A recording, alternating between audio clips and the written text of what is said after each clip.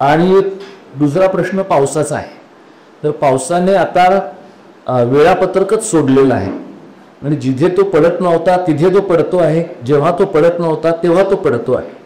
आणि हे सगळं सत्यजित चव्हाणपासून प्रसाद गावडेपर्यंतचे लोक अनेक वर्ष लोकांना सांगतायत, पण जोपर्यंत आपल्या शेतातली माती वाहून जात नाही तोपर्यंत लोकांना ते कळत नाही. त्यामुळे मराठवाड्यात जेव्हा लोकांच्या घरातली माती 5-5 फूट वाहून गेली शेतामधली आणि नद्यांनी आक्रस केली, पातळी आपली मूळची पुन्हा ताब्यात घेतली, त्यावेळेला लोकांच्या लक्षात आलं की आता पर्यावरण बदलाचा प्रॉब्लेम आहे तो फक्त प्रसाद गावडेचा प्रॉब्लेम नसून महाराष्ट्राचा प्रॉब्लेम होण्याची शक्यता आहे.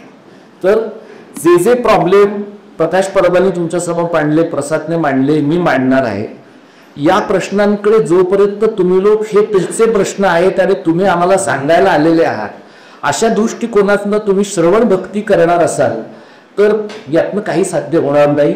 यातनं फक्त हे एक विनामूल्य सादर होणारं मनोरंजन आहे. समूल्य सादर होणारं मनोरंजन, त्याला आपण राजकीय पक्ष असं म्हणतो, त्याला आपण निवडणूक असं म्हणतो.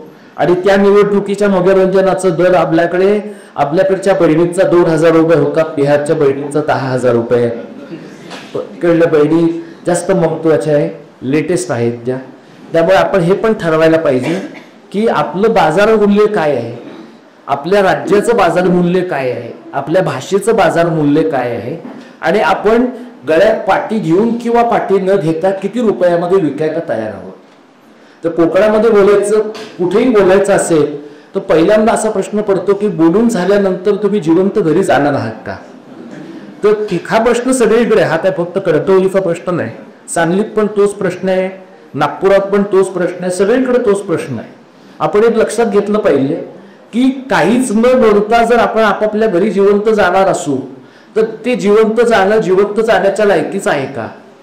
आणि जर तसं नसेल तर कोणीतरी काहीतरी बोललं पाहिजे.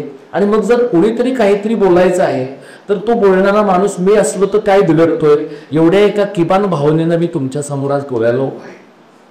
आणि म्हणून मला असं वाटतं की आपण हा जो कोकण आहे ते कोकण कोणाचं आहे. हे नाथपंथीचं कोकण आहे, हे महर्षी दोंडो केशव कर्व्यांचं कोकण आहे, हे अशा कोकणी माणसांचं कोकण आहे ज्यांनी कोकण सोडल्यानंतर त्याला मोठेपण मिळालेलं आहे. पण म्हणून प्रत्येक कोकणी माणसाला कोकण सोडल्यानंतरच मोठेपण मिळालं पाहिजे असं नाही. काही कोकणी माणसांना कोकणी माणसांनी सुद्धा मोठं म्हणण्याची गरज आहे आणि त्याच्यासाठी दरवेळेला पैसेच घ्यायला पाहिजे कसं नाही. ही जी महत्वाची भावना तुमच्या सगळ्यांच्या समोर मी मोकळेपणात मांडतो. ग्रामीण महाराष्ट्रातल्या मराठी शाळा, मराठी भाषा या सगळ्यांच्या बद्दल आम्ही बोलणार आहोत, मी तुमच्या समोर बोलणार आहे. या प्रश्नांच्या बद्दल आम्ही गेली 20 वर्ष बोलतोय. 20 वर्ष अशा पद्धतीने आम्ही बोलत होतो की आमचं एक इको चेंबर होतं. म्हणजे मी प्रकाश परबाला सांगायचो, प्रकाश परब वीणा साडेकरला सांगायचे आणि असं आमचाच आवाज एकमेकांच्या मध्ये घुमत राहायचा. आणि आम्ही लिखे लब्धे सर आहे, मराठीचे अनेक प्राध्यापक होते. मराठीच्या अनेक प्राध्यापकांना असं वाटायचं की हा का बोलतो या विषयावर, हा तर राज्यशास्त्राचा माणूस आहे. म्हणजे आपल्या समाजाच्या आकलनाची सुरुवात तिथून झाली आहे की राज्यशास्त्राच्या माणसाने मराठीच्या विषयाबद्दल बोलणं हे अतिक्रमण आहे असं वाटण्यापासून आता कोणीही बोललं तरी चालेल पण बोललं पाहिजे इथपर्यंतचा प्रवास गेल्या 20 वर्षामध्ये आपला झालाय. म्हणजे याला तुम्ही उत्क्रांती म्हणणार, उत्कर्ष म्हणणार का परिस्थिती हाताबाहेर गेलेली आहे म्हणणार हे मला माहित नाही. गेल्या 7-8 महिन्यामध्ये काय बदल घडला किंवा गेल्या 10-12 वर्षामध्ये भारतामध्ये काय घडलंय, तर गेल्या 10-12 वर्षामध्ये भारतामध्ये कंठाणी माणसांचं प्रमाण प्रचंड प्रमाणात वाढलं आहे. आपल्याला 2014 साली जेव्हा स्वातंत्र्य मिळालं असं तज्ञांना रनआउट पासून अनेक होता का वाटतं. तुम्हाला इथे कोकणात सुद्धा काही लोक असे असतील की ज्यांना असं वाटत असेल की या देशामध्ये काही घडलेलं नव्हतं 75 वर्षाअगोदर. जे काही बरं घडले ते 2014 साली घडलेलं आहे. हे सगळे व्हॉट्सअप विद्यापीठाचे पदवीधर लोक आहेत. हे जे सगळे व्हॉट्सअप विद्यापीठ आणि त्याच्यामध्ये सुशिक्षित लोकांचं प्रमाण अधिक आहे. म्हणजे कमी शिकलेल्या माणसांचं मूर्ख माणसांमधलं प्रमाण खूप कमी आहे. शिकलेल्या माणसांचं मूर्ख माणसांमधलं प्रमाण कमालीचं आहे. जे रोज सकाळी 6 वाजता खरे हिंदू असाल तर हे फॉरवर्ड करालच, खरे मराठा असाल तर हे फॉरवर्ड करालच. या प्रकारचं फॉरवर्ड करण्याचं जे मेकॅनिझम आहे ते ऑटो पायलट बरोबर आहे. गेल्या 10-15 वर्षातलं भारत आणि गेल्या 10-15 वर्षातला महाराष्ट्र हा असा वेगाने निर्बुद्ध होणारा महाराष्ट्र आहे. हा जो वेगाने निर्बुद्ध होणारा महाराष्ट्र आहे, त्या वेगाने निर्बुद्ध होणाऱ्या महाराष्ट्रामध्ये मराठी शाळा बंद पडतात, मराठी वाचनालय बंद पडतात, पुस्तकांची दुकानं बंद पडतात, पुस्तकांच्या पुढच्या आवृत्त्या निघेपर्यंत लेखकच निजधामाला पोचलेला असतो. या सगळ्या गोष्टी महाराष्ट्रामध्ये त्या घडतात. किंवा एखादा माणूस जर गुणवान कलावंत असेल तर त्याला एखाद्या मंत्र्याच्या दरबारात हाजी हाजी केल्याशिवाय त्याची दखलच घेतली जात नाही. किंबहुना तुम्हाला पाठीचा कडा आहे ही एक मिनिमम गोष्ट आहे तुमची कुठेही दखल न घेतली जाण्यासाठी. ही गोष्ट महाराष्ट्रामध्ये, ज्याला आपण आपली एक हौस आहे मराठी लोकांची, महान आहे असं जे राष्ट्र ते महाराष्ट्र, या महाराष्ट्रामध्ये आजच्या घडीला 2025ला मराठी भाषेचं महानपण नाहीये, मराठी शाळांचं महानपण नाहीये, मराठी माणसांचं नाहीये. मग कोणत्या महानपणाच्या बद्दल आपण सध्याच्या गावी गप्पा करतो? इथे आपण सोनम वांगचुक यांच्या आपण त्यांना पाठिंबा देण्यासाठीचा, आता आपण त्यांना दिलेला पाठिंबा हा काही लेह लडाख पर्यंत पोहोचणार नाही, पण कदाचित पोहोचेल की महाराष्ट्रामध्ये कुठल्या तरी एका ठिकाणी गांधींच्या आश्रमामध्ये अशा प्रकारची एक घटना घडते जिथे सोनम वांगचुक यांनी केलेल्या आंदोलनाला आणि त्यांना झालेल्या अटकेला विरोध केला जातोय. आता सोनम वांगचुक काय सांगताय तर 6वं परिशिष्ट त्या लेह लडाखच्या भागामध्ये लागू केलं जावं याच्यासाठी भांडताय. आणि हे मी तुम्हाला सांगतो की काही वर्षांपूर्वी सोनम वांगचुक आपल्या दिल्लीतल्या माणसाच्या अत्यंत प्रेमात होती. त्यांना असं वाटत होतं की आपला जो दिल्लीतला दाढीवाला माणूस आहे तो हे जग बदलणार आहे आणि 370चं कलम गेलं की बरचसं सुधारण्याची शक्यता आहे. म्हणून गुजरातच्या माणसांवर विश्वास टाकताना 10 वेळा विचार केला पाहिजे. आणि त्यामुळे आता त्यांच्यावर काय परिस्थिती उणवली आहे तर ज्या मिनिमम गोष्टी ते मागताय त्या मिनिमम गोष्टी मागितल्याबद्दल 2 दिवसात आले, मगाशी मॅडमने सांगितलं, इतरांनी सांगितलं तसं 2 दिवसामध्ये ते चायनाचे एजंट झालेले आहे, 2 दिवसामध्ये ते राष्ट्राचे शत्रू झालेले आहे. सोनम वांगचुक आज जात्यात आहे. प्रसाद गावडे, सत्यजित चव्हाण, दीपक पवार, प्रकाश परब हे सुपामध्ये आहे. आमचं काम सरकारला अजून पुरेसं त्रास देण्यालायक महत्वाचं वाटलेलं नाही, म्हणूनच तिथे शांतपणाने 100 माणसांच्या समोर आम्हाला बोलता येत नाही. हा जो बदल गेल्या 10-15 वर्षामध्ये झालाय, ज्यांना कोणाला लोकशाहीबद्दल फारसं माहीत नव्हतं, लोकशाहीबद्दल फार वाटत नव्हतं, त्यांनी किमान एक तरी बेनिफिट ऑफ डाऊट आपण काँग्रेसला दिला पाहिजे की आपण त्यांच्यावर वाटेल ती टीका करायचो, ते आपल्याला आणून एखादे मारायचे पण मारून टाकायचे नाही. एवढा तरी किमान बदल आपण काँग्रेसवाल्यांमध्ये आणि या नव्या आपल्या मालकांमध्ये आहे एवढं लक्षात घ्यायला पाहिजे. आता ज्या वेळेला मी शाळाच्या बद्दल, मराठी माणसांच्या बद्दल बोलतो, मी गोव्यात 2-3 दिवस होतो. गोव्यातल्या सगळ्या लोकांच्या बोलण्यामध्ये येतंय की आमच्याकडच्या जमिनी दिल्लीवाल्यांनी घेतलेल्या आहे, आमच्याकडचं भांडवल दिल्लीवाल्यांचं आहे. आणि जो गोव्यातला माणूस आहे, गोव्यातला कोकणीवादी असेल, मराठीवादी असेल, त्याच्या मनामध्ये दिल्लीतल्या मंडळींनी घेतलेल्या जमिनी, त्यांचे प्रचंड मोठे फ्लॅट, त्यांचे विला, त्यांचे फार्म हाऊसेस, या सगळ्यातनं मूळच्या गोव्यातल्या माणसाला सुद्धा तिथं जमीन विकत घेणं, घर विकत घेणं, फ्लॅट विकत घेणं जवळपास अशक्य झालेलं आहे. जे गोव्यात घडतंय ते सिंधुदुर्गात घडत नाहीये का? जे सिंधुदुर्गात घडतंय ते रत्नागिरीत घडलं नाहीये का? कृपाशंकर सिंग नावाचा माणूस कोकणामधला शेतकरी झाला नाहीये का? त्याला शेती इतर 300-200-300 एकर जमीन घेऊन देणारे तलाठी, प्रांत, महसूलचे अधिकारी ते मराठी नाही आहेत का? जे रत्नागिरीत घडतंय ते तटकरेंच्या कृपेने रायगडमध्ये घडत नाहीये का? शिवाजी महाराजांनी उगाच टकमक तिकडे काढलं नाहीये, त्यांना माहिती होतं 300 वर्षानंतर सुद्धा तिथून खाली टाकण्याला बरीचशी माणसं निर्माण होणार आहेत त्या राज्यात. हा जो महाराष्ट्र आहे, हे जे कोकण आहे, तुम्ही संपूर्ण सगळं संपवायला निघालेलं कोकण आहे. इथे सतीश लळित बसले, त्यांना मी जवळपास 15 वर्षांनी, म्हणजे शेवटचं मी त्यांना पाहिलंय ते DJIPFच्या स्टुडिओमध्ये पाहिलंय. त्याच्यानंतर मी आणि नंतर फक्त कोल्हापुरात पाहिलं आणि आज मी त्यांना पाहतोय. ते सातत्यानं कोकणातल्या पर्यावरणाच्या बद्दल इथे लिहिताना मला दिसतात. तुम्ही मला सांगा की कोकणातलं पर्यावरण टिकलं नाही, कोकणी माणूस टिकला नाही, तर कोकणी माणसांच्या शाळा टिकण्याची काय शक्यता आहे? म्हणजे मला मराठी शाळांबद्दल प्रेम आहे, मला मराठी भाषेबद्दल प्रेम आहे, पण मला हे कळतं की मराठी शाळा आणि मराठी भाषा जर टिकवायची असेल तर त्या भागातला मराठी माणूसच टिकला पाहिजे, आणि तो मराठी माणूस जर टिकायला पाहिजे असेल तर प्रचंड मोठ्या प्रमाणामध्ये होणारं जे स्थलांतर आहे त्या स्थलांतराचा काहीतरी विचार केला पाहिजे. तुमच्यापैकी अनेक जण ज्यांना इथल्या बागांचा परिचय आहे, बागांमध्ये प्रचंड मोठ्या प्रमाणात नेपाळी मजूर आहे, बरोबर आहे? प्रचंड मोठ्या प्रमाणात नेपाळी मजूर आहे, आणि अनेकांना तर असं वाटतं की तो मजूर नसेल तर इथल्या बागा अनेक ठिकाणी राहणार नाही. आणि मग आपले लोक म्हणतात आमचे लोक तर आळशीच आहे, आमचे लोक कामं करत नाहीत. आपण तत्वतः हे काही ठिकाणी मान्य करू. उत्तर भारतीयांच्या बद्दल सुद्धा मुंबईमध्ये अशाच प्रकारचं बोललं जातं. जर उत्तर भारतातला मजूर एवढा प्रचंड कष्टाळू आहे तर तो युपी आणि बिहारमध्ये का नाही कष्ट करत?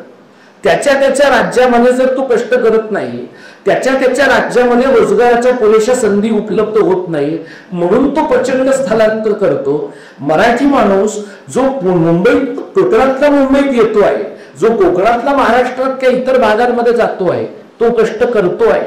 त्यामुळे आपण थोडंसं स्टेरिओटिपिकली आपल्या माणसांकडे बघण्याच्या अगोदर आपल्या माणसाची ताकद कशात आहे, आपल्या माणसाच्या मर्यादा कशात आहे, याचाही काही एक विचार सातत्यानं केला पाहिजे असं मला वाटतं.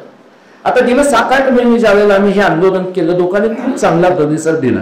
आम्ही ज्यावेळेला सुरुवातीला ही आंदोलन करायचो, टीव्ही चॅनलवाले असं म्हणायचे की तुमच्या आंदोलनात काही ग्लॅमर नाहीये. ते ग्लॅमर कधी येतं? आता आम्ही जे आंदोलन करतो 2002ला जेव्हा आंदोलन सुरू केलं परब सरांनी आणि आम्ही लब्धेसर होते त्याच्यात, रामकृष्ण मोऱ्यांच्या मराठीला माहिती तंत्रज्ञानाचा पर्याय देणाऱ्या आंदोलनामध्ये आम्ही सगळे उतरलो. तर त्यावेळेला रामकृष्ण मोरे असं म्हणाले, ब्राह्मणांची मुलं परदेशामध्ये जाऊन IT शिकतात, मग बहुजनांच्या मुलांनी शिकायचं की नाही? तर विधिमंडळातल्या लोकांना ते पटलं, समाजातल्या पण लोकांना ते पटलं. कारण समाजामध्ये ज्या सवर्णांनी मराठी भाषेच्या जीवावर त्यांची पोटं चालवली होती त्यांच्यातल्या बहुतेकांची मुलं मराठी माध्यमाच्या शाळांमध्ये जात नव्हती. त्यामुळे लोकांना हे पटलं की बहुजनांच्या मुलांना IT शिकायचं असेल, बहुजनांच्या मुलांना इतर नाही इंग्रजी शिकायचं असेल तर आपण इंग्रजीच्या मार्गाने गेलं पाहिजे. रामकृष्ण मोऱ्यांनी पहिलीपासून इंग्रजी आणलं, पहिलीपासून IT आणलं. 20-22 वर्ष झाली पहिलीपासून इंग्रजी आणल्यानंतर गेल्या 25 वर्षात मराठी माध्यमामध्ये शिकणाऱ्या मुलांचं मराठी किती सुधारलं, इंग्रजी किती सुधारलं याचा अभ्यास सरकारने केलेला नाही, बाहेरच्या यंत्रणांनी केला नाही.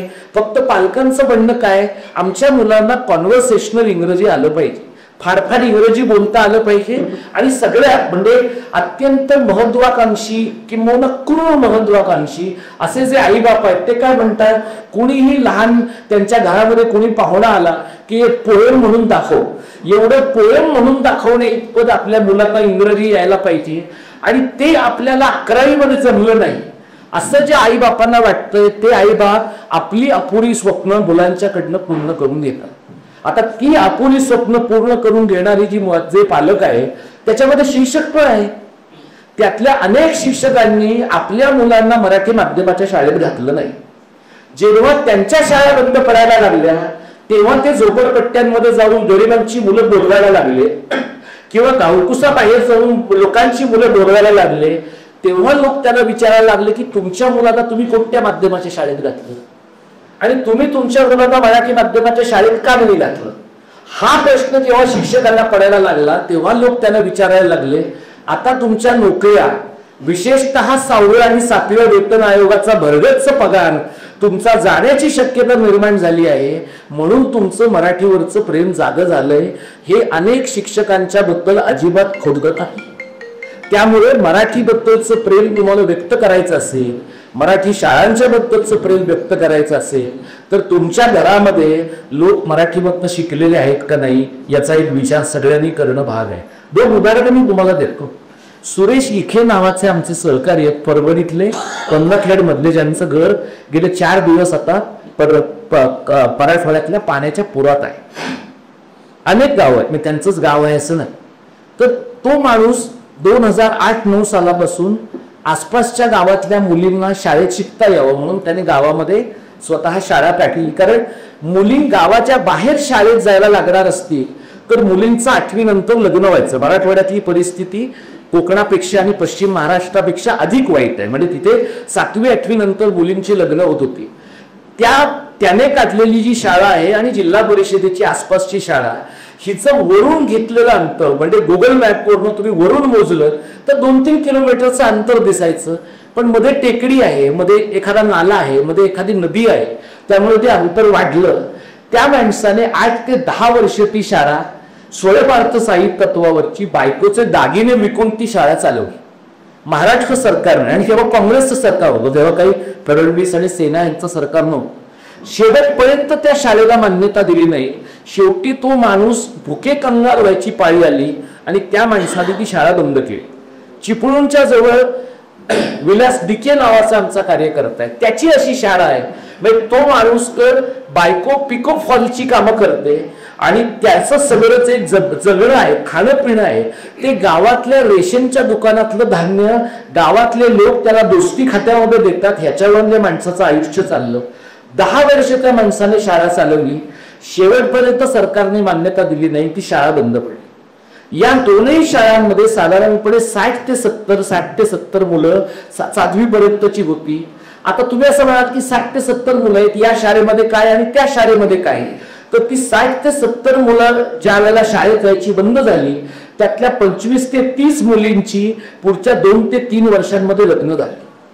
म्हणजे त्या मुलींचं आयुष्य जे काही उभे राहू शकलं असतं ते आयुष्य उद्ध्वस्त झालं.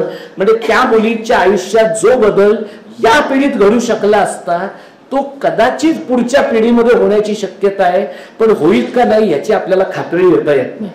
यातली कॉमन गोष्ट काय आहे, हे दोघेही मराठी माध्यमाची शाळा चालवत होते आणि या दोघांच्याही शाळा ज्यांच्यामुळे दत्त पडलेल्या आहेत ते सगळे स्थानिक धनाढ्य लोकप्रतिनिधी आहेत.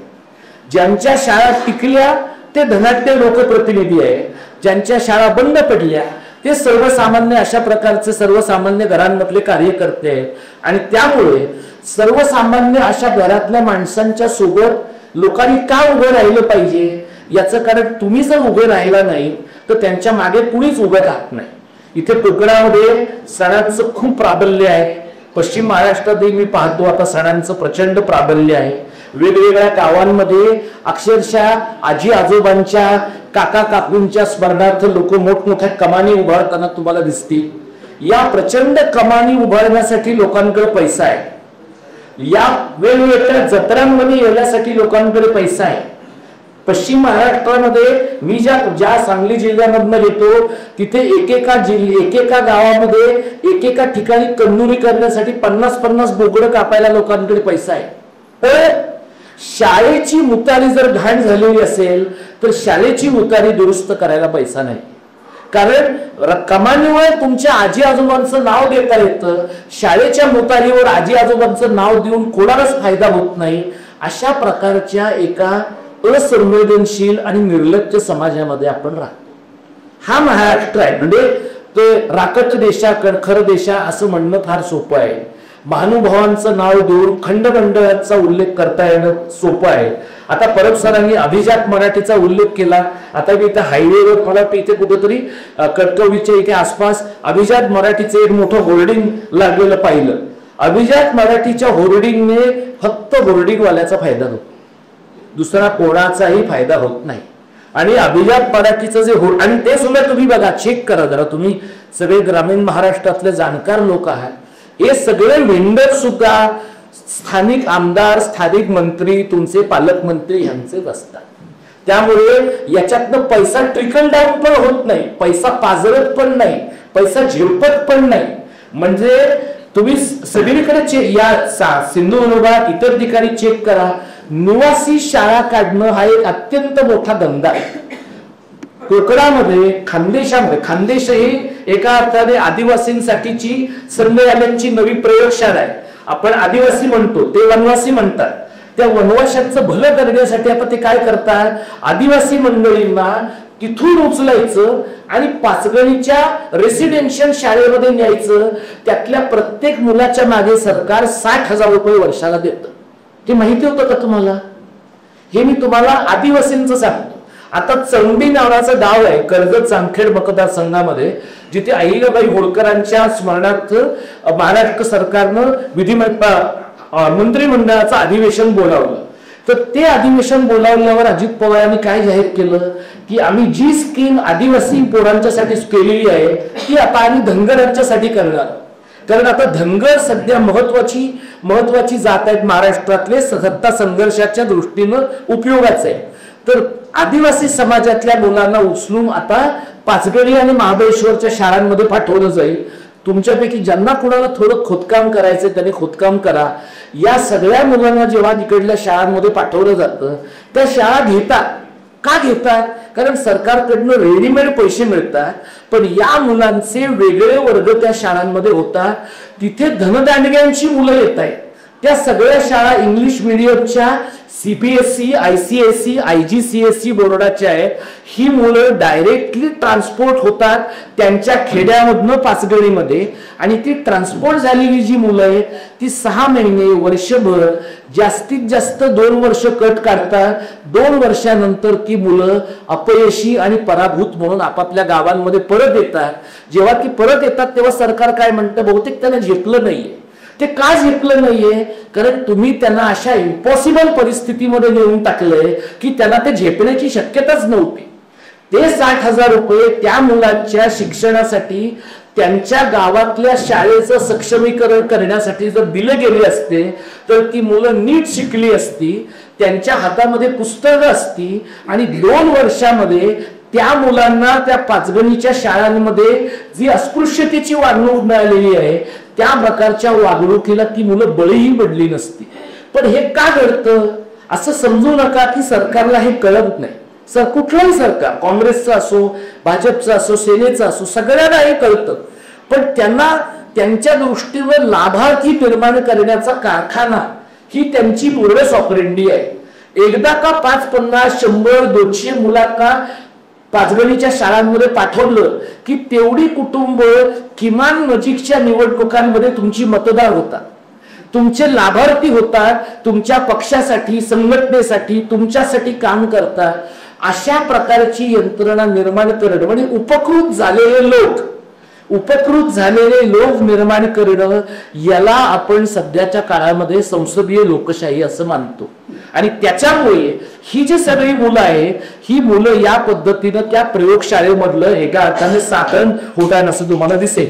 एक महत्वाची गोष्ट तुम्ही लक्षात घ्या, आदित्य ठाकरेंच्या बद्दल, त्यांच्या एकूण इंग्रजारेपणाबद्दल तुमच्यापैकी अनेकांना कल्पना आहे. आदित्य, मी ज्या शासनामध्ये OSD होतो उदय सामंतांचा, त्यावेळेला आदित्य ठाकरेंनी मुंबई महानगरपालिकेच्या बहुतांश शाळा या SSC बोर्डाच्या बदलून CBSE बोर्डाच्या, ICSE बोर्डाच्या करून टाकल्या. आणि त्याला त्यांनी बोंडस नाव दिलेलं आहे मुंबई पब्लिक स्कूल. आणि त्याने काय म्हटलं की तुम्ही आधी SSC बोर्डात मराठी माध्यमामध्ये फुकट शिकत होता, आता आम्ही तुम्हाला CBSE बोर्डात, ICSE बोर्डात फुकट शिकवणार. लोकांना काय कळलंय, हे फुकट होतं, हे फुकट आहे. पण आधी जे शिक्षण घडत होतं त्यातलं काहीतरी कळत होतं आणि नळं जे घडणार आहे त्यातलं काहीच कळणार नाहीये.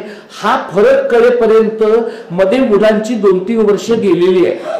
दरम्यानच्या काळात महानगरपालिका 27 वस्तू मुलांना फुकट देते.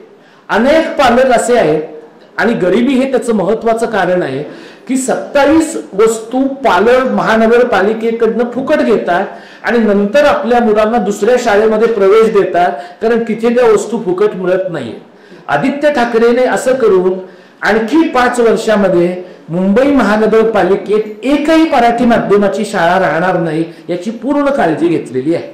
आता हे जेव्हा मी OSD होतो पण त्याच्या आधी मी मराठी शाळेचा कार्यकर्ता होतो म्हणून मी आदित्य ठाकरेच्या विरुद्ध त्यावेळी पत्रकार परिषद घेतली आणि बोलली.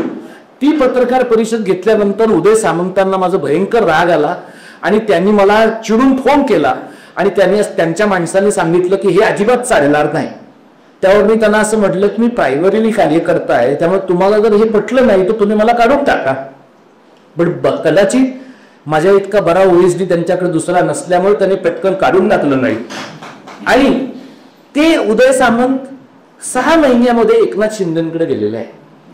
म्हणजे ज्या उदय सामंतांचं त्यावेळेला आदित्य ठाकरे हे दैवत होतं आणि म्हणून माझ्यासारखा माणूस जो एक जेन्युइन मुद्दा सांगत होता मराठी शाळेच्या बद्दलचा, तो त्यांना गुन्हा स्वरूपाचा वाटला म्हणून त्यांना मला झापणं आवश्यक वाटतं. तर झापणं हा मुद्दा नाहीये, मंत्र्यांच्या कामातच भाग आहे रोज लोकांना झापत राहणं, ते ठीक आहे. पण म्हणजे त्या दिवशी आदित्य ठाकरे त्यांचे गुरु का होते? मराठी शाळेचे आणि मराठी भाषेवरच्या प्रेमापोटी असं नाही. त्या दिवशी ते त्यांचे गुरु होते कारण दुकानं तिथे चालत होती. 6 महिन्यानंतर दुकानं दुसरीकडे चालायला लागल्यानंतर जर मी हे विधान केलं असतं तर कोणालाच काही वाईट वाटलं नसतं. पण ह्याच्याबद्दल आदित्य ठाकरेंना आयसोलेट करता येईल का? शरद पवारांची कन्या सुप्रिया सुळे यांचं पवार पब्लिक स्कूल आहे. पवार पब्लिक स्कूलची एक पण शाळा मराठी नाही. शरद पवार तर महाराष्ट्रातले सगळ्यात मोठे सगळ्यात जाणते राजे आहेत. त्यांना हे कळलं नाही का? त्यांच्या घरातलं प्रत्येक मुलं मराठी माध्यमात शिकलंय एक्सेप्ट त्यांची मुलगी.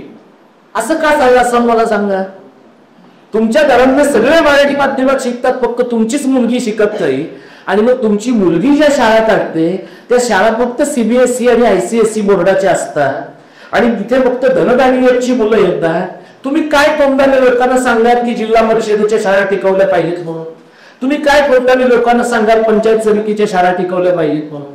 म्हणजे झालंय असं की गरिबांच्या मुलांनी या शाळांमध्ये जायचं, सगळ्या लोकांच्या मुलांनी सीबीएसई आयसीएसई बोर्डाच्या शाळांमध्ये जायचं. अशा प्रकारची वर्गवारी निर्माण झाल्यामुळे आता गरीब माणसं पण काय म्हणतात? कर्ज काढू, घरदार विकू, हे शहर सोडून 50 किलोमीटर लांब राहायला जाऊ, पण अजिबात मराठी माध्यमाच्या शाळेमध्ये मुलांना घालणार नाही. हे जे लोकांना वाटतंय ना, आपण वर्ण संघर्ष निर्माण करून किंवा गरिबांच्या मुलांसाठी मातृभाषेतलं शिक्षण अशा प्रकारची भूमिका घेऊन आपण मराठी माध्यमाच्या शाळा वाचवूच शकणार नाही आणि मातृभाषेतलं शिक्षण कुठेच वाचवू शकणार नाही. आता या परिस्थितीमध्ये माझ्यासारखा माणूस, प्रकाश पवारांच्या सारखा माणूस आम्ही जेव्हा काम करतो त्यावेळेला आमच्या मनामध्ये काय प्रकारची भूमिका आहे किंवा अजून किती वेळ बोलायचे? मिस्त्री आहेत का? बोला प्रताप. आता या प्रकारचं काम ज्या वेळेला करतो आपण, आम्हाला बरोबर सर म्हणले कसं कमालीचं वैफल्य आलं आणि आम्ही 6-8 महिन्यांच्या पूर्वी ही संस्था बंदच करून टाकायची अशा निष्कर्षापर्यंत आलो. पण फडणवीस हे चांगले दोस्त आहे. त्यांनी असं म्हणावं घेतलं की मराठीसाठी काम करणारे लोक तरुण राहिले पाहिजेत म्हणून त्यांनी या प्रकारचा निर्णय घेतला. तुम्ही लक्षात घ्या, हे ह्यांची एक इकोसिस्टीम आहे. संघ आणि भारतीय जनता पक्षाची एक इकोसिस्टीम आहे. त्याची इकोसिस्टीम काय आहे की या देशाला एक भाषा पाहिजे. ती या राहाडी हे आत्ताच नाहीये, हे यांचं स्वातंत्र्यपूर्व काळापासूनच आहे. ज्या वेळेला यांच्या या धोरणाला आम्ही विरोध केला त्यावेळेला फडणवीसांनी एका ठिकाणी असं म्हटलं की इंग्रजीवर लोकांचं प्रेम आहे, भारतीय भाषा लोकांना नको आहे. पण भारतीय भाषाच्या बद्दल कोणी बोलायला पाहिजे? ज्यांनी स्वातंत्र्य लढ्यात भाग घेतला त्यांनी बोललं पाहिजे. ज्यांनी संयुक्त महाराष्ट्राच्या लढ्यात भाग घेतला त्यांनी बोललं पाहिजे. जे संयुक्त महाराष्ट्राच्या लढ्यात सगळ्यात उशिरा आणि सगळ्यात पहिल्यांदा पडून गेले त्यांनी काय करायचं? त्यामुळे संयुक्त महाराष्ट्राच्या बद्दल उद्या समाजवादी आम्हाला काही म्हणले आम्ही समजून घेऊ शकतो, डावे काही म्हणाले समजून घेऊ शकतो, कारण त्यांनी या आंदोलनामध्ये भाग घेतलेला आहे. संयुक्त महाराष्ट्राचं ची निर्मिती ज्या वेळेला झाली त्यावेळेला हे राज्य, तुम्ही यशवंतराव चव्हाणांचं एक भाषण, अनेक जी ज्येष्ठ मंडळी आहे, लोकभाषा ही ज्ञानभाषा झाली पाहिजे असं चव्हाणांचं एक प्रसिद्ध भाषण आहे. त्यांचं सोमयांचं कॉलेज नगर जिल्ह्यामधल्या त्या कॉलेजच्या पायाभरणीच्या वेळेचं ते भाषण आहे. आता कसं होतं बघा, ते भाषण आपण फक्त वाचतो. मी सोमय्याच्या कॉलेजमध्ये 16 वर्ष काम केले आणि सोमय्या हे किती बदमाश आणि मराठी द्वेष्टे आहे हे मला आतून माहिती आहे. पण सोमय्यांच्या कॉलेजच्या पायाभरणीच्या वेळेला चव्हाणांचं हे भाषण आहे आणि तेव्हा चव्हाण असं म्हणतात की लोकभाषा ही ज्ञानभाषा झाली पाहिजे, पण लोकभाषा ही किमान लोकभाषा तरी राहिली पाहिजे. अशा प्रकारची परिस्थिती आणखी 40 वर्षांनी येईल हे चव्हाण साहेबांनी व्हिज्युअलाइज केलेलं नाहीये. त्यामुळे ज्ञानाची भाषा गेल्या 50-60 वर्षामध्ये मराठी झाली का? तर नाही झाली. इथे अनेक मंडळींना माहिती असेल, आपल्याकडे विद्यापीठ ग्रंथ निर्मिती मंडळ नावाची संस्था होती, ती आपल्याकडच्या विद्यापीठांनी सक्रिय प्रयत्न करून मोडून काढली. म्हणजे विद्यापीठ ग्रंथ निर्मिती मंडळ आपल्या लोकांनी पूर्णतः संपवून टाकलं. आत्ताच्या घडीला आपल्या लोकांच्या समोरचा प्रश्न काय आहे की आपली भाषा ज्ञानाची व्हायला पाहिजे, पण आपली भाषा कोटाची पण व्हायला पाहिजे. आपली भाषा रोजगाराची व्हायला पाहिजे.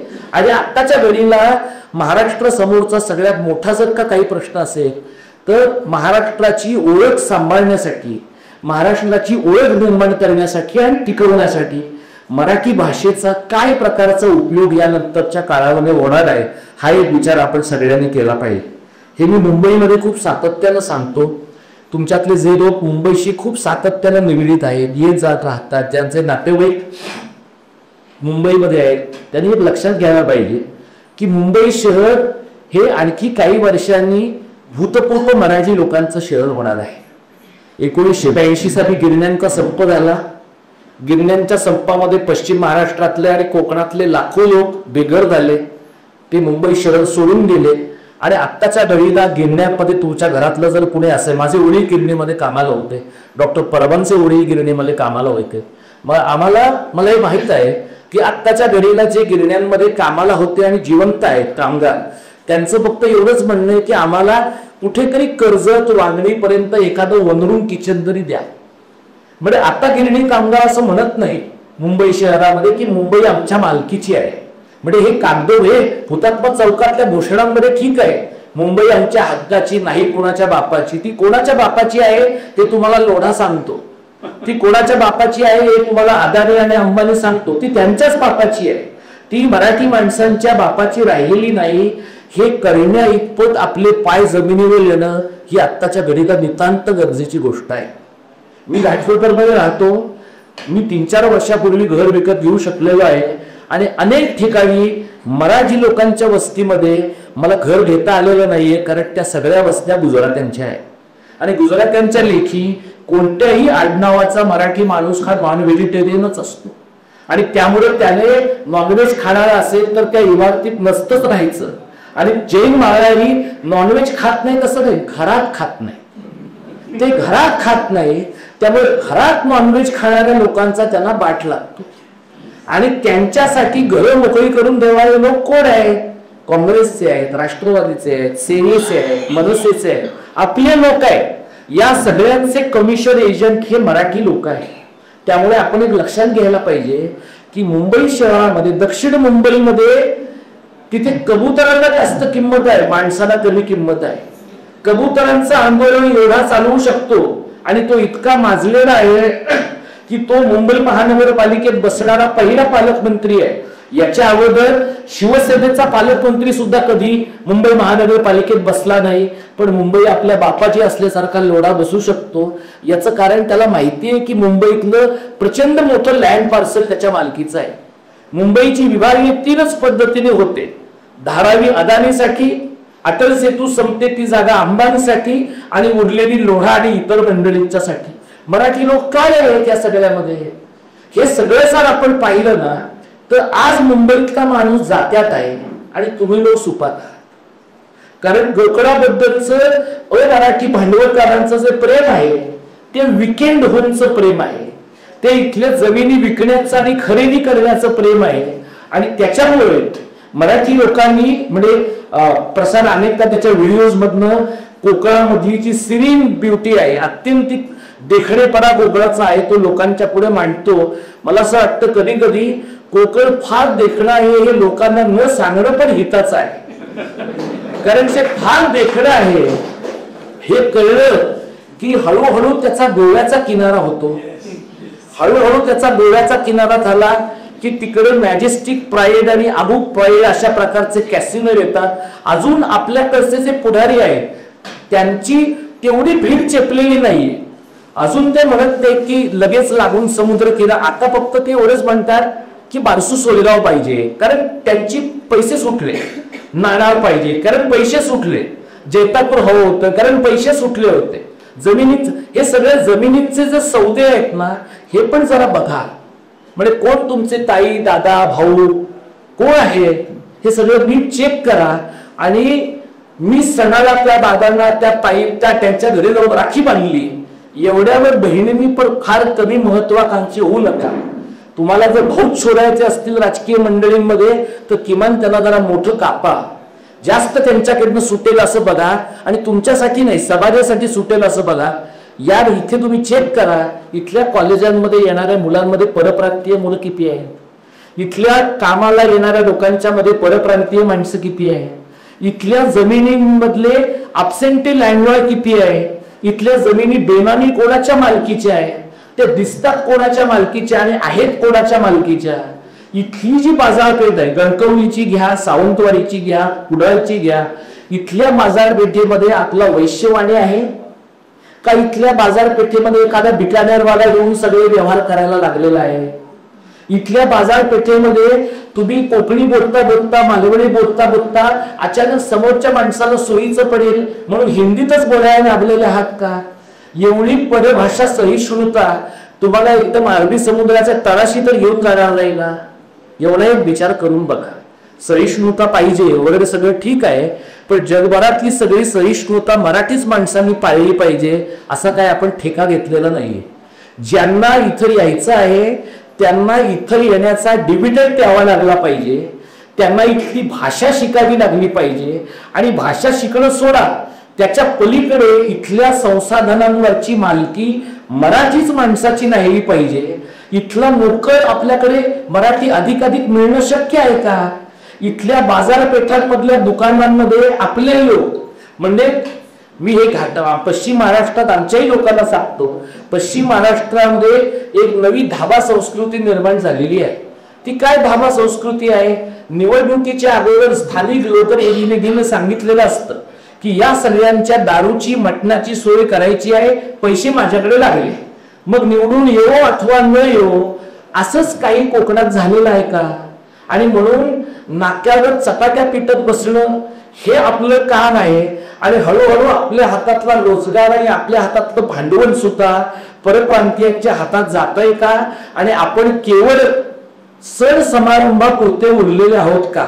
म्हणजे तुमच्यात इथे अनेक माणसं मोठ्या प्रमाणामध्ये गणपतीला येतात आणि सण साजरे करतात, नातेसंबंध एकमेकांचे पुन्हा जोडतात, हे मला पूर्ण मान्य आहे.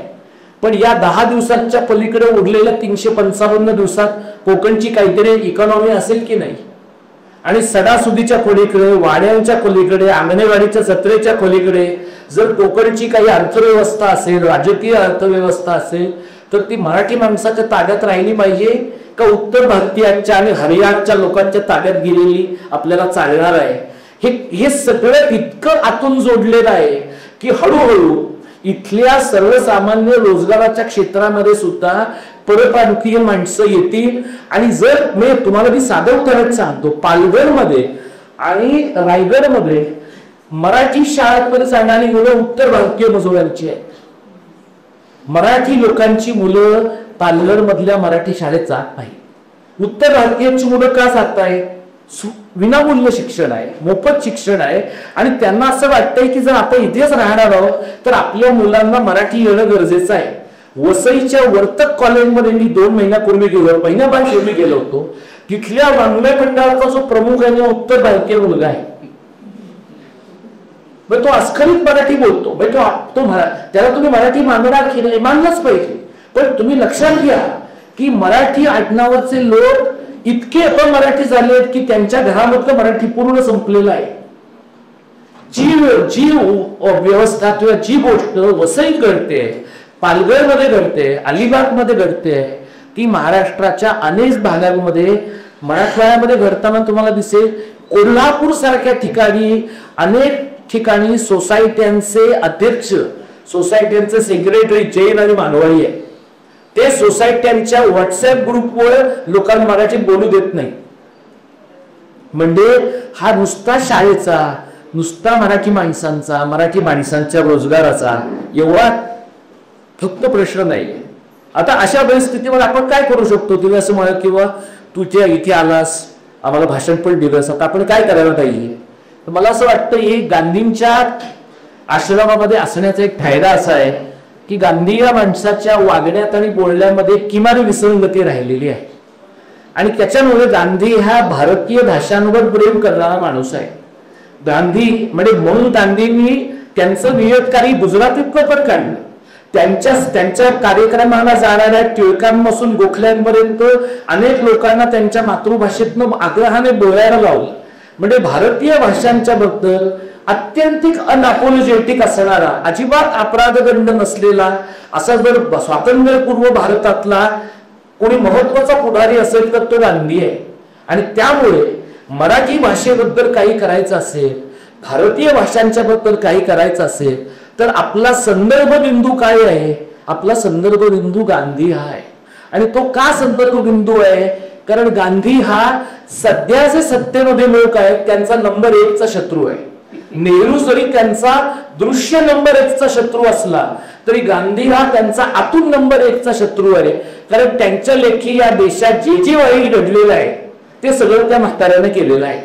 आणि म्हणून आपल्या त्या म्हाताऱ्यावर खूप प्रेम असण्याची गरज आहे. कारण ह्यांना जे जे वाईट वाटतंय ते ऍक्च्युअली फारच बरं आहे. म्हणजे त्याने भारतीय भाषांवर प्रेम करायला शिकवलं, या देशाची भाषावार प्रांतरचना घडेल अशा पद्धतीनं काँग्रेस पक्षाची रचना केली. आणि एवढंच नव्हे तर काँग्रेस, तेव्हाची काँग्रेस ही खऱ्या अर्थाने जनसामान्यांची होईल असा प्रयत्न केला. या पार्श्वभूमीवर मला वाटतं गांधींकडनं काही प्रमाणामध्ये प्रेरणा घेऊन आपल्याला मराठी भाषेचं काम करता येणं शक्य आहे. 2-3 गोष्टी करता येण्यासारख्या ज्या आहेत त्या मी तुम्हाला सांगतो. एक, मला वाटतं की अशा प्रकारचे कार्यक्रम आपण किती सातत्यानं करू शकतो याला एक मर्यादा असते. आणि त्याला ही वेगळ्या प्रकारची वसंत व्याख्यानमालाच आहे. म्हणजे काय होतं की एकदा माणूस बोलून गेला की लोकांना वाटतं की जो बोलला आहे तो जर नार्सिसिस्टिक असेल, सुदैवाने आम्ही नाही, पण असे माणसाला वाटतं की आता आपण काय जग जिंकलेलं आहे.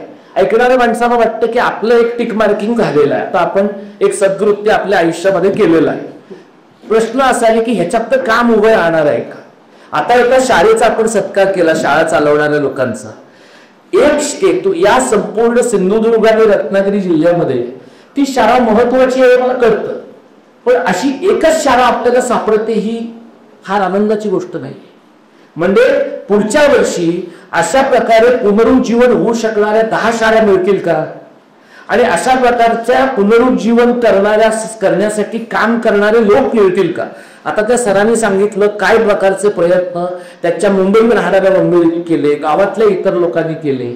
एक शाळा जगवणं हे, आणि ती सुद्धा 50-60 विद्यार्थ्यांची, हे जर इतकं कष्टाचं काम असेल तर काही हजार विद्यार्थ्यांच्या शाळा जगवणं हे अत्यंत कष्टाचं काम आहे. आणि त्यासाठी मला असं वाटतं की आपल्याला प्रत्येकाला काहीतरी प्रमाणामध्ये स्वतःचा वेळ देणं नितांत गरजेचं आहे. आज अनेक माणसांकडे काही प्रमाणात का होईना स्वतःचा थोडाफार वेळ आहे. मार्क्स म्हणतो तसा काही प्रमाणामध्ये सरप्लस पैसा आहे. ज्यांच्याकडे काही प्रमाणात सरप्लस पैसा आहे, सरप्लस वेळ आहे, त्यांनी आपल्या गावात, आपल्या परिसरात शाळेसाठी, वाचनालयासाठी अशा प्रकारचा वेळ देणं अत्यंत गरजेचं आहे.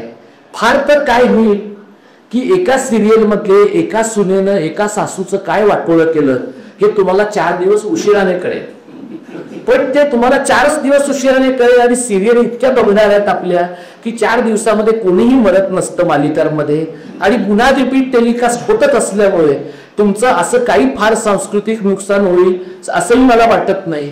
त्यामुळे स्त्री पुरुषांनी मला असं वाटतं की जर थोडासा मालिका मुक्त काळ आपल्या आयुष्यामधला काढला, आणि मालिकांपासून तुम्ही मुक्त जसं व्हायला पाहिजे तसं जत्रांपासून थोडं मुक्त व्हायला पाहिजे, सण समारंभांपासून थोडं मुक्त व्हायला पाहिजे, आणि देवाला स्वतःकडे थोडासा वेळ द्यायला, आपल्याकडे वेळ द्यायला सवय मिळावी म्हणून थोडं देवापासून दूर राहून, जर शाळा हाच देव आहे, वाचनालय हाच देव आहे, इथली जमीन हाच देव आहे, अशा पद्धतीने विचार करण्याची काही एक सवय आपण लावली.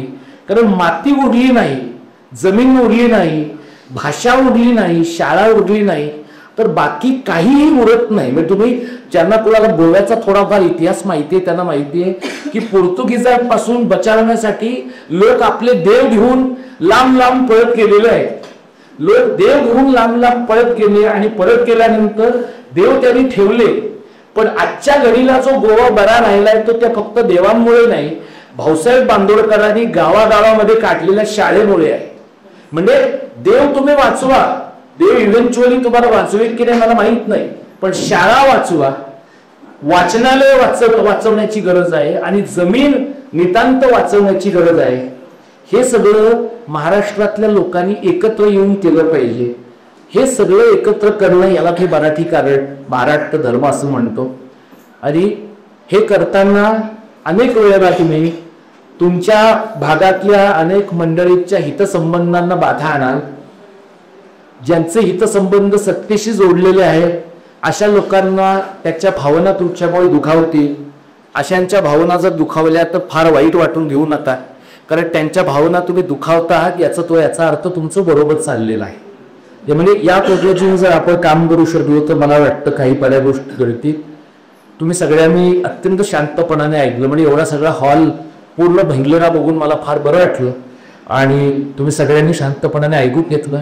मी आपलं मनपूर्वक आताही आहे. एकत्र काम करूया, प्रसाद बरोबर करूया, सत्यजित बरोबर करूया. मला बाळू मिस्त्रींचे आभार यासाठी मानायचे आहेत की त्यांनी मागे होऊन गेलेला कार्यक्रम इथे पुन्हा मनापासून घडवून आणला आणि ते स्टेज पासून मैलो दूर आहे. म्हणजे कुठलाही चांगला संघटक जसा असतो तसा हा माणूस आहे. आणि एकच उदाहरण सांगतो आणि थांबतो. मी खरे सांगणार नव्हतो, मग तरी सांगतो. मी बाळू मिस्त्रींचं उदाहरण सांगितलंय. नाथपैकीची जयंती झाली परवा, आणि मी परवा नाथपैकीच्या जयंती निमित्त कुठे कुडाळमध्ये भाषण करणार होतो. आदिती पैने माझं भाषण आयोजित केलं होतं तिच्या कॉलेजमध्ये. त्याच्या अगोदर मला 2 दिवस त्यांनी असं मला विचारलं की तू काय बोलणार आहेस. माझा विषय महाराष्ट्र धर्म असा होता. मी म्हटलं की मी महाराष्ट्राबद्दल बोलणार आहे. मला असं सांगण्यात आलं की तुम्ही कुठल्या राजकीय पक्षावर किंवा कुठल्या व्यक्तीवर टीका तर करणार नाही आहात. तर मी तिला असं म्हटलं की माझे व्हिडिओ जर तुम्ही पाहिले तर तुम्हाला आपोआप लक्षात येईल की मी काय बोलतो. तर तिने मला असं सांगितलं की हे आमची अपॉलिटिकल संस्था आहे. म्हणजे याच्यासारखी जगातली थापरी नाही. जगात काही पॉलिटिकल नसतं. शिंकणं ही सुद्धा पॉलिटिकल गोष्ट आहे. आपण तिला असं म्हटलं की माझ्याकडे वासू देशपांड्यांचं लोकशाहीचा कारवानी नावाचं नाथपैचं चरित्र आहे, आणि त्याच्यामध्ये नेहरूंच्या तोंडावर नाथपैंनी भारताच्या परराष्ट्र धोरणाबद्दल केलेल्या भाषणांचा उल्लेख आहे. मी असं म्हटलं तिला आणि त्याच्या इतर मंडळीला की जो माणूस नेहरूंच्या तोंडावर नेहरूंचं चुकलेलं आहे असं सांगू शकतो, त्याच्या संस्थेमध्ये जर मला तुम्ही अपॉलिटिकल बोला असं सांगत असाल तर ती लाजिरवाणी गोष्ट आहे असं मानतो.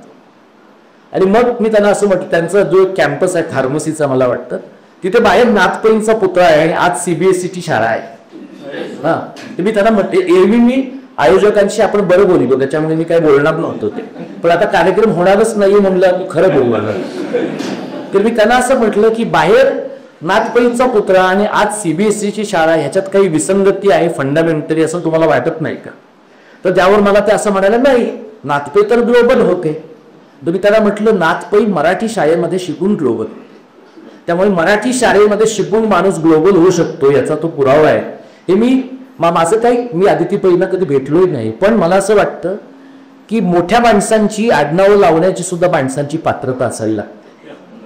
म्हणजे तुम्ही यशवंतराव चव्हाणांचं आडनाव लावाल आणि शेळपटपणा कराल, तुम्ही गांधींचं आडनाव लावाल तर तुम्हाला लालू सारखं तरी किमान वागावं लागेल.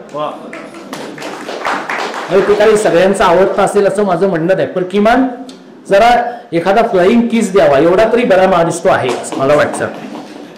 त्यामुळे मग मी त्यांना असं म्हटलं की अशा ठिकाणी मी नाही येणार भाषण करायला, आणि मग मी ते भाषण केलं नाही. पण मी त्यांना सांगितलं की मी एक दिवशी कुडाळमध्येच नव्हे तर सिंधुदुर्गातल्या एका मोठ्या मैदानावर नाथपैंच्या जयंतीलाच मला जे हवे ते बोलण्यासाठी येणार. मला माहीत असलेलं कोकण ते आहे, नाथपैंचं आहे, मधु दंडवत्यांचं आहे. मुंबई महानगरपालिकेचं कामकाज मराठीतनं चाललं पाहिजे असं म्हणणारा जॉर्ज फर्नांडिसचं आहे. जॉर्जला तुम्ही बाकी शेवटच्या दिवसांमधला जॉर्ज तुम्ही सोडून द्या, त्याची 4 पापं माफ करा. काही लोकांच्या आयुष्यात 4च बऱ्या गोष्टी करतात, त्याच्याकडे फक्त 4 पाप आहेत, बाकी खूप बरं आहे त्याचं. पण तो जॉर्ज आपला आहे, त्या मृणालगोरे आपले आहे, अशा माणसांचं पोक्या आपलं आहे. त्यामुळे याला कापू त्याला मारून टाकू असं म्हणणाऱ्यांचं जे उत्तर पेशवाईतलं कोकण आहे ते आपलं नाही. हे कोकण तुम्ही काही क्षण बाजूला टाका, आणि ते जे बरं कोकण आणि ते जे खरं कोकण आहे त्याचं जर तुम्ही आणि आपण सगळे वैचारिक वादच असू तर धोंडो केशव कर्व्यांनी इथून SNDT विद्यापीठापर्यंत केलेली जी वाटचाल आहे, आणि धोंडो केशव कर्व्यांना त्यांची 100वी पूर्ण झाली, त्या 100च्या कार्यक्रमामध्ये त्यांना असं विचारलं गेलं, नेहरूंच्या हस्ते सत्कार झाला आणि तेव्हा त्यांना असं विचारलं गेलं की तुमचं काय मनातलं स्वप्न पूर्ण राहिलंय, तेव्हा ते म्हणले संयुक्त महाराष्ट्र बघायचा राहिलाय. हे नेहरूंच्या तोंडावर सांगायला गट्स लागतात. अशा प्रकारचे गट्स असलेल्या लोकांचा कोकण आहे. ही जी कोकणची वाट आहे ती आपण विसरू देऊया नको. आम्ही पश्चिम महाराष्ट्रातला आहे की पश्चिम महाराष्ट्रातल्या लोकांना जनरली माज खूप असतो असं म्हणतात, पण तसं नाहीये. पण पश्चिम महाराष्ट्रातल्या लोकांनी आदराने पाहावं अशा प्रकारची अनेक नावं दरबडकार जांभेकरात पसू घेतली आहे. या माणसांबद्दलचा आदर मी तुमच्यासमोर व्यक्त करतो आणि आपण त्यांच्या समोर किमान एका वातीचे वारसदार होऊ शकू अशा प्रकारची आशा व्यक्त करतो आणि थांबतो. धन्यवाद. जय महाराष्ट्र.